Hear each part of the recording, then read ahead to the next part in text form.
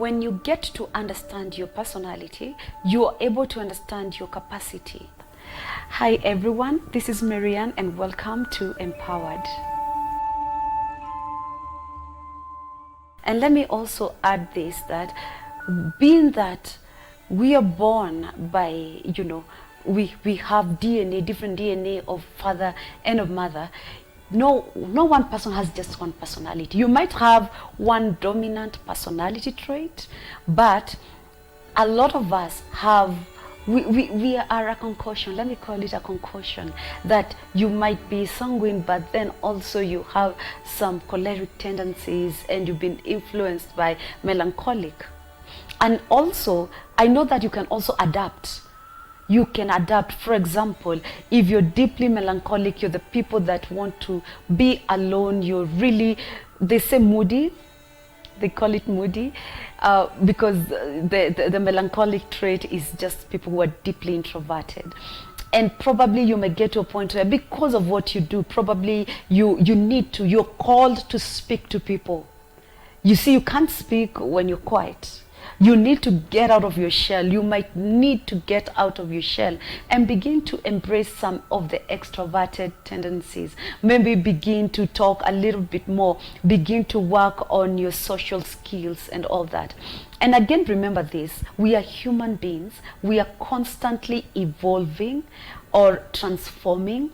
And just because you grew up in a certain way does not mean that it's cut on stone, that you cannot change, that you cannot adapt, that you cannot adopt other traits that you find admirable with other personality. And it's so important when you know you. And one better way, the best way to know you is to spend time with you. Meaning that as extroverted as you might be, as much as you draw your energy externally, there are times that you will need to sit by yourself. There are times that you'll need to start asking yourself questions. Begin to be more introverted in the sense of reviewing your life, reviewing your decision, asking yourself, is this the best way I would have behaved? How I handled that situation, could I have handled it in a better way? How I responded to this person, could I have responded in a better way? And the more you begin to ask yourself questions, the more you begin to spend time with yourself, what I call dating yourself. When you begin to date yourself, you begin to unpack who you are. And why is it so important to unpack yourself? Because you will discover there are bits of you that you didn't even know existed. You'll begin to realize, I actually like doing things in a certain way. You had not realized that before.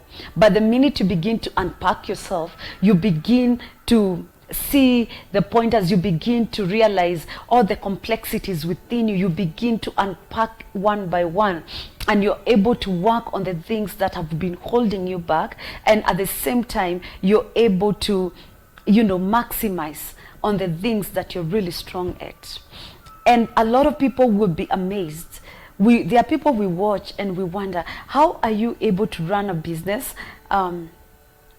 Probably you are running a business, you're having a career, you're raising children, you're even pursuing hobbies. At the same time, probably you even write books, you're on TV, you're doing 1,000,001 things. We all know such kind of people. You wonder, where do they get the time to do 1,000,001 things? Because you're struggling with maybe 2 things. And this person seems to be having 1,001 things, and they are doing them seamlessly. Maybe the thing is, this person who seems to be doing a lot has spent so much time with themselves.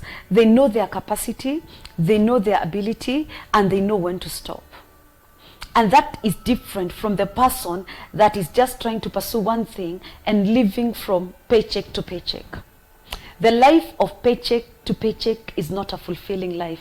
Let me just say this. You are not brought on earth for you to make money to pay bills.